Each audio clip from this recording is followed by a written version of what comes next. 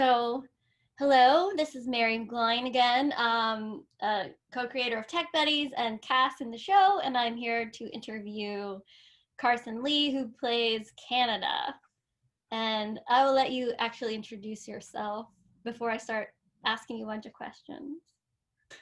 Hi, I'm Carson Lee. I play Canada in the web series Tech Buddies. Cool. So Carson, what Yes. drew you to the project and the role of Canada? Well, initially, just your unwavering get up and go-ness. You're constantly having to do all these projects all the time. Go-getter spirit. And I knew you, and I just kind of felt like anything that Mary McGloin is going to be doing, it's probably going to be a fun time. It's probably going to be a good project. And then I came and auditioned, and it was Canada, and it was oh yeah, no, this is definitely something that, I could, this is definitely within my wheelhouse. So yeah, that's about it. I mean, you kind of roped me in, really. Kinda, yeah. Yeah. It wasn't like planned exactly like that, but you were one of the people in mind for that, definitely. Yeah. I was like, yeah. So yeah. And I should mention, Carson and I did a show together before, a play called The Water Children. Which was really good. It was really good. That's really good. And he was really good in it. And we got good critical acclaim. It was called The Water Children by Wendy McLeod. Back in 2012. Oh my God, it was that was 8 years ago. Wow. And then we meet up every once in a while, and like the scene partner thing is just like nice, and we've always had a good back and forth since then. So yeah. Yep. So okay, let's talk more about this project. So okay. What sort of person do you think would love this show? Like, who should watch Tech Buddies? Well, I mean, that's kind of, I suppose it's kind of different for everybody, but like, I just, myself personally, I think that younger folks will probably dig this a lot, the under 30 crowd. They'll probably have a lot of fun with that. But you never know. Like, it could be somebody in like the Gen X crowd, at that age. I think my grandmother, who's in her mid 80s, would have a lot of fun with this show because, she was all about women kicking ass and taking names in the workplace. You know what I mean? So like, it could really go all over the age range. But for the most part, I think it seems like it's got a nice youthful energy to it. Cool. And okay, what sort of person do you think would love or relate to your character of Canada? The modern man. The modern man. I think Canada is kind of the modern man, like with faults and all sorts of things going on, but I just think that he probably, like, dudes that probably are just good guys, just good decent human beings, and probably would relate to him, kind of like seeing somebody in a crowd of idiots where you just want to latch onto them and just go, oh, hey, come here, just talk to me, because I think Canada is that kind of guy. And guys that aren't hyper masculine, that aren't about like, everything's a competition and winning and beating down other people's spirit and yucking other people's yum and stuff like that. I just think that Canada's kind of a little bit of a peacekeeper and kind of an everyman. Yeah. So we described him as handsome and unassuming. Yeah. To a fault. To a fault. Pretty much. Too. Yeah. Pretty good description. I think when we get more out of Tech Buddies and further down the road, everything about Canada is going to be like he's kind of a character where his strengths are also his weaknesses, and so I think he's we can get more into that later on other questions too, but like yes. I think he's just kind of a little bit passive too, like he's a peacemaker to a fault. You know what I mean? Well, let's go to this question then. So. Mm-hmm. How is Canada like you, and how is he different from you? Yeah. Um, um, I mean, like the obvious one is that he's not like me. Is Canadian, Yeah. right? Canada, but I'm a lot more. And I also think I'm. You probably will agree as well. I think I'm a lot more assertive as a personality. Just Yeah. I'm Definitely. a Yeah. I'm not neutral. Like it's very very quick and easy for me to let you know my feelings be known. But I just think Canada's a little bit more like I don't want to rock the boat too much. I want to keep things nice and steady. Yeah. He's like an even keel kind of guy. It's kind of Um, like Jim in The Office in a way. In yeah, that sense. yeah. I think that comparison is pretty fair, pretty accurate. But it's kind of he's kind of grounded too. Yeah. He doesn't really go off on flights of fancy too much, but he also can probably get complacent and kind of get himself into a rut, I think, because of that. But one way that I think he and I are both similar is I think he's a pretty empathetic person naturally. I think it's Mhm. something that he just kind of he was probably the kid that saw the other kid getting picked on at lunch, and then would go and sit down with them and talk to them, just Yeah. because Yeah. he was raised to not pick on people and be mean to people. And that kind of that seems to be a kind of a through line for Canada on a lot of levels, because the rest of the clickiness in the office, um, the weird personalities that they have to navigate. He probably doesn't enjoy dealing with Moose any more than anybody else does. But he knows he has a good situation. He's a programmer, so he has a certain amount of liberty and freedom. But he probably gets just as annoyed with everything as everybody else. It's just that he's not quite as assertive to put his foot down like Carl is and say, this is how it is. Yeah. He's kind of good at the number two role, I think. But also I think Canada's not intimidated by strong women, Yeah. and I'm not either. I'm not at all. I mean, my wife. You've met Yeah. my wife. Yeah. Bring him on. So Bring him on. It's great. definitely, that's all good. That, Yeah. those are good, accurate assessments. Um, well, what do you like about this character or don't like about this character? Um, I like that he's careful. I think that's kind of the modern man thing too. Not necessarily careful, but just like he's sensitive, Mm-hmm. and not as in like sensitive like he's going to burst into tears at any given moment, but just he he's empathetic, and he's capable of understanding things that clearly a lot of the guys in the office aren't capable of Yeah. understanding. Well, he has You know? social aptitude, which Yeah, some do not possess. yeah, yeah. He's definitely he's good with women. As Steven's character pointed out. Oh, You know, that's great. Yeah. yeah, that's one of that. Yeah, that was one of my favorite moments of the show, and of just playing Canada. That's awkward. She's right behind me. Thanks, bud. Um, I think he sees people for their humanity.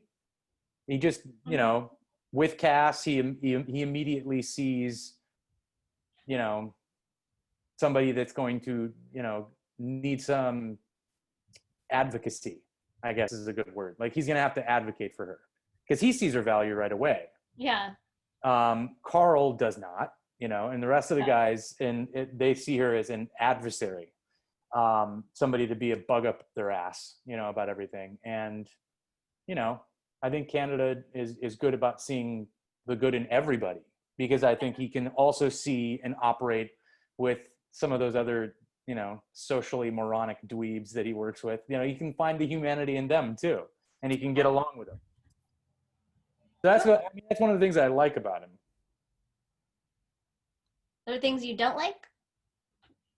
Oh yeah, oh yeah, oh yeah, sure, yeah, yeah. No, it's more of, for me. It's more of the, I don't hate it, of course. There's nothing really about Canada that I hate. Yeah. I kind of think that if you hate Canada, you're just an asshole. But some of the things I kind of wrote down that I like some general thoughts about. I think it's too neutral. Like, again, like his through line is like his strengths are his weaknesses, and his Yeah. complacency, he gets himself into a rut because he just thinks that like as long as everything's fine and everybody can have a blow up and then, go sit in their corners and pout for a little bit and then we come back and we get something done, okay. But I think the challenge in the room for him to grow that it's not so good is asserting himself and not necessarily just for other people, because I think he actually does that pretty well sometimes, like with Cass, for instance. But like, I know we've discussed some of the further down the road, storylines. Yeah. There's a doctor involved, Oh, and yes. a Doctors Without Borders situation, Yes. right? And those are the kind of situations that when you told me about what you had in mind for that down the road, I was just like, oh yeah, no, I get this. I totally get this. This guy can't really stand up for himself because he feels like he might actually be like, he doesn't want to be selfish and be demanding. But I think he should. I think he should kind of take a leap. He should, he should jump. He's seen it enough. He's very careful. He doesn't like to make big, huge, uproarious decisions in his life. What would you, so this is like a totally off the wall question, but like, what do you think he would need, what would need to happen for him to actually stand up for himself and just like totally go?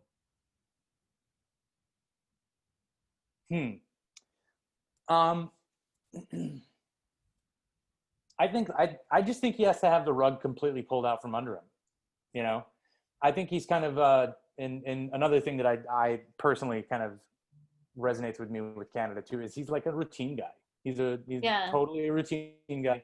He likes jeans and he likes a button down, maybe a sweater, but he's like, no, I'm not gonna wear a tie. Like I stop here and get coffee before I go into work. I have it this way, when I always say things like that. For many years I've washed dishes by hand. I just actually got a dishwasher for the first time in my adult life, so I'm really kind of. Congratulations. Well, thank you. I'm kind of rudderless with this, though. It's fantastic, but it feels like an absolute luxury. Yeah. But I always remember, like Brandon, my wife, always says that I have systems, little, minute systems that are so so incredibly. And I will wash dishes by hand, and I kind of shoo her away if she tries to, because I'm like, no. If you're gonna do this, you got to do it right. So you got to wash the dish, and then you got to put it right here, not over here, because then you're gonna build from here into here, and then you can stack dishes like this, and then you can stack dishes like that, and it's really hyper analytical. I would never have thought you would thought that much about your dishwashing. Oh yeah, no, it's crazy. It's crazy. I get really into those little minutia when when the spirit takes me. But I think Canada's kind of the same way with having a system, because like being a programmer too, like you have to have a system. There is a system. It's not just you have to start at A and go to Z, otherwise the program doesn't get built. You know what I mean? He's also the release manager, which means he has to make sure that everything that goes into the release before it goes out to production is gonna work and not gonna break. So he's often stuck fixing other people's code. Yep. Into the wee hours of the morning, which comes. What's the line in the show too? This is a spreadsheet. It's super effective. This is not my idea. If I was doing things, I'd do them this way. But there you go. There's Canada. Like, he probably was too passive about it and be like, no, this is a really bad idea. That would have been a better approach for him. But he won't do that. He's like, no, they think that this is brilliant. I'm just going to pick up their mess, and hopefully everybody will do all right. Yeah. So let's talk about, do you have a favorite moment from the show? Yeah, I have several. I mean, there's a lot of great moments. I mean, I like our scene when we sit down and actually Yeah. take a look and talk. I think that's very nice. I think it's great, Alvin and the rubber bands and, just the intro that's awkward as hell. But it's a nice chunk of like, not necessarily like romantic, ooey gooey sweet Yeah. stuff, but just like everything else in the show up until that point is so zany and silly.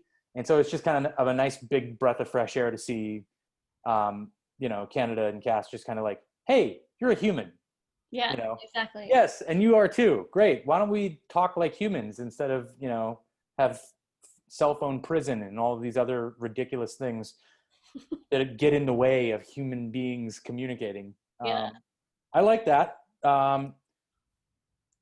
Steven as Oliver is just, I love the character. I love Steven as Oliver just because it's that 25-year-old bro that thinks he's figured everything out, and it's just Yeah. funny. The carbs joke is hysterical. I love that. And I mean, Tom is Moose pretty much in anything. I love the first scene with the two of you where he's adjusting your chakras. I think that's great. I just love the awkward looks and takes that Tom came up with for Moose, where he just kind of looks confused, but he's also moving out of frame.